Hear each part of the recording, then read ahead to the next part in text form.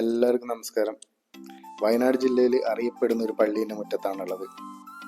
യൂർദ് മാതാ ദേവാലയം പള്ളിക്കുന്ന്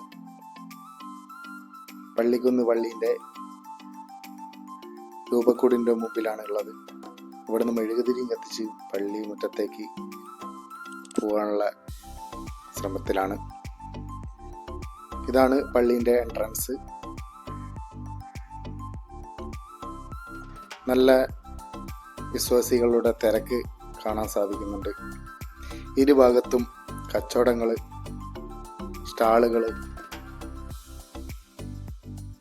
കാണാൻ സാധിച്ചു. അതുപോലെ തന്നെ ഇവിടുത്തെ ഈ പള്ളീനെ കുറിച്ച് പറയുകയാണെങ്കിൽ, ഓർമ്മ വെച്ച കാലം തൊട്ട് ഇവിടെ വരുന്നതാണ് ഞാൻ. പണ്ട് വണ്ടികളൊന്നും ഇല്ലാത്ത സമയത്ത് ബസ്സിനായിരുന്നു നമ്മളിവിടെ വരുന്നത്. അതായത് മാനന്തവാടി ടൗണിൽ നിന്ന് ഇങ്ങോട്ട് ചെയിൻ സർവീസ് ഉണ്ടായിരുന്നു. പള്ളിക്കുന്നിലേക്ക് മാത്രം സ്പെഷ്യൽ ട്രിപ്പ് ഉത്സവ സമയത്ത്, പെരുന്നാൾ സമയത്ത് ഉണ്ടാവാറുണ്ട്. ഈ പള്ളീൻ്റെ തൊട്ട് താഴെ ഒരു ഗ്രൗണ്ട് ഉണ്ട്. അവിടെയായിരുന്നു KSRTC വന്ന് നിർത്താറ്. ആ ഗ്രൗണ്ടിൽ നിന്ന് ഇറങ്ങിയിട്ട് ഒരു കുന്ന് കയറി വരാനായിരുന്നു പണ്ട്. അങ്ങനെ ഇരു സൈഡിലും ഭിക്ഷാടനക്കാരിങ്ങനെ ഇരിക്കുമായിരുന്നു. അവർക്കൊക്കെ ഓരോ രൂപയും 2 രൂപയൊക്കെ കൊടുത്ത് നമ്മളിങ്ങനെ നടന്ന് നീങ്ങുന്ന ഒരു ഓർമ്മയൊക്കെ എൻ്റെ ജീവിതത്തിൽ ഉണ്ടായിട്ടുണ്ട് കേട്ടോ.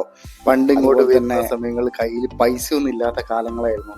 അപ്പോൾ വീട്ടിൽ കാപ്പി കുരുമുളകൊക്കെ വിറ്റിട്ട് പള്ളിക്കുന്നിൽ വരുന്നൊരു കാലഘട്ടം ഉണ്ടായിരുന്നു. കാപ്പിയും കുരുമുളകും ആയിട്ട് ഉണങ്ങിയിട്ടുണ്ടെങ്കിൽ നേരെ പള്ളിക്കുന്നിൽ നേർച്ചകൾ കൊണ്ടു കൊടുക്കാനാണ് ഇങ്ങോട്ട് അധികം വരുന്നത്.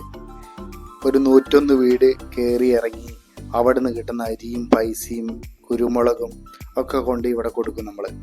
അത് സുഖമില്ലാണ്ടാവുമ്പോഴൊക്കെ നേർച്ച വെക്കുന്നതാണ്. ഓരോ വീടുകൾ ഇങ്ങനെ കയറി ഇറങ്ങി ഇതൊക്കെയാണ് ഇവിടുത്തെ നേർച്ചകൾ. അതുപോലെ തന്നെ കല്ലെടുത്ത് തലയിൽ വെക്കുക, മുട്ടിലഴയുക, ഇതൊക്കെയാണ് ഇവിടുത്തെ നേർച്ചകൾ. അതുപോലെ തന്നെ ഇവിടെ വന്നാൽ ഇവിടുത്തെ നേർച്ച ഭക്ഷണം കഴിച്ചിട്ടേ എല്ലാവരും പോക്കുള്ളൂ. എത്ര പൊരി വെയിലാണെങ്കിലും ആ വെയിലത്ത് നിന്ന് ഒരു പിടുത്തം നേർച്ച ഭക്ഷണം കഴിച്ചതിന് ശേഷം മാത്രമേ തിരിച്ചുവിടുന്ന് മടങ്ങാറുള്ളൂ. പള്ളിക്കുന്ന് മാതാവിൻ്റെ മുമ്പിൽ നിൽക്കുന്നതിൽ ഒരുപാട്